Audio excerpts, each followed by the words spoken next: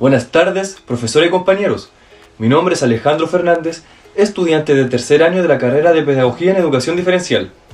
Y hoy, en conjunto con mis compañeras Caterina Aravena, Anaís Soto y Fernanda Sandoval, hablaremos sobre el trastorno de déficit atencional con o sin hiperactividad. ¿Qué es el trastorno de déficit atencional con o sin hiperactividad? Bueno, este es un trastorno de inicio temprano que surge en los primeros 7 años de vida del o la estudiante y que se caracteriza por un comportamiento generalizado, con presencia de déficit de la atención, impulsividad o hiperactividad. Este es de carácter transitorio. Bueno, esto se refiere a los problemas de aprendizaje que presenta el estudiante en algún periodo de su proceso escolar. Se denomina transitorio principalmente por su temporalidad en los apoyos humanos y o materiales que éste requiera para su acompañamiento. ¿Dónde se puede evidenciar? Este comportamiento se puede evidenciar en la escuela, en el hogar o en actividades y clínicamente produce un malestar muy significativo, lo que puede provocar alteraciones en el rendimiento social y académico del estudiante. Origen del trastorno de déficit atencional con o sin hiperactividad, por factores neurobiológicos o genéticos. No obedece su origen a factores socioambientales como pobreza de estimulación, las condiciones de vida extrema, privación afectiva, trastornos sensoriales, discapacidad intelectual, trastornos afectivos o de ansiedad. Los factores psicosociales y familiares no constituyen la causa del origen del TDAH. No obstante, son factores determinantes de su manifestación, ya que este influye en la intensidad y duración del trastorno y en las posibilidades de integración y el logro de aprendizaje de los estudiantes, por lo que deben ser considerados en la elección de los apoyos educativos. ¿Quién realiza el diagnóstico? Bueno, el diagnóstico lo realiza un neurólogo, ya que una evaluación neurológica es la única forma de saber realmente si cumple con los criterios para el TDAH. Bueno, estas pruebas neurológicas proporcionan información sobre el tipo de déficit de atención y o hiperactividad. Al momento de la detección y de la derivación a un estudiante con TDAH, la escuela debe considerar los siguientes puntos: una anamnesis, una evaluación médica y psicopedagógica al estudiante, y debe existir algún registro de observación directa del comportamiento y funcionamiento social de los estudiantes en el aula o fuera del aula.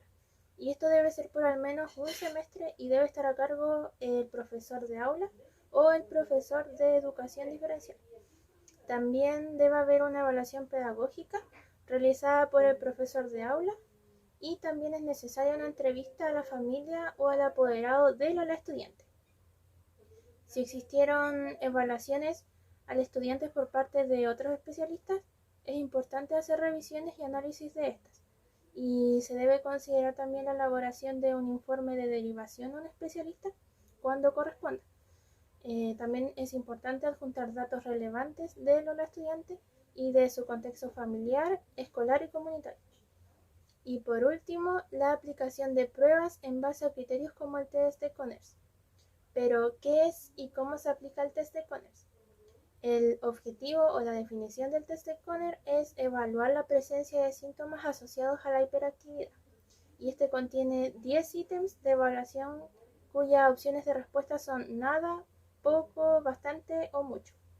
Y este cuestionario es autoaplicado, lo que quiere decir que solo debe responder directamente la madre o el padre o el cuidador principal y el profesor jefe del niño o la niña evaluada.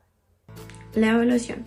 La evaluación diagnóstica del trastorno de déficit atencional con y sin hiperactividad debe considerar dos evaluaciones: la evaluación pedagógica y la evaluación médica. En la evaluación médica, los profesionales deben identificar el grado de severidad del trastorno, cómo este afecta en sus distintos sistemas y contextos, y también ver si existe alguna necesidad educativa asociada y qué apoyos prestar al estudiante. En la evaluación médica, el neurólogo debe identificar los síntomas específicos del TDAH, debe ver si existe comorbilidad, es decir, alguna otra enfermedad presente en la vida del estudiante, y también ver si cumple o no con los criterios del CIF. De esta forma, el Estado tiene subvención para el trastorno de déficit atencional con o sin hiperactividad y sus derivados. También, el estudiante que presenta TDAH recibirá la subvención de necesidades educativas especiales de carácter transitorio para los efectos de este reglamento a partir de los 6 años de edad en adelante, siempre y cuando la evaluación diagnóstica multiprofesional confirme la presencia del trastorno y este afecte significativamente el aprendizaje escolar y su participación. Todo esto está sujeto al artículo 10 del decreto 170.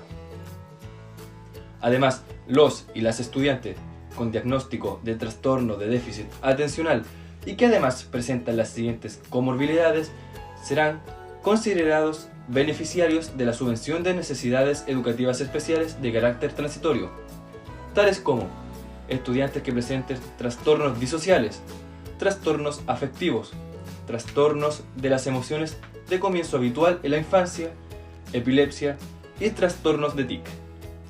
Para finalizar, el objetivo de esta cápsula es poder dar a conocer qué es el trastorno de déficit atencional con o sin hiperactividad, cómo se da a conocer su diagnóstico, su evaluación, algunas características de su origen y cómo el Estado suministra beneficios a los estudiantes. Asimismo, hacer hincapié en que nosotros, como futuros educadores, debemos ser siempre los mediadores para que nuestros estudiantes puedan alcanzar sus objetivos y metas a pesar de las barreras que se puedan presentar en su etapa escolar. Ahora los dejo invitados a que puedan participar de la actividad que se realizará a continuación.